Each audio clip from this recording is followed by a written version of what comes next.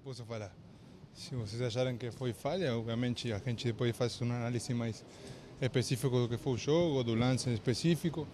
É óbvio que teve um leve desvio, mas eu acho que poderia ter feito definido de outra maneira a jogada. Tentei segurar, simplesmente não me deu tempo para talvez encaixar na bola, era só talvez botar o braço para desviar.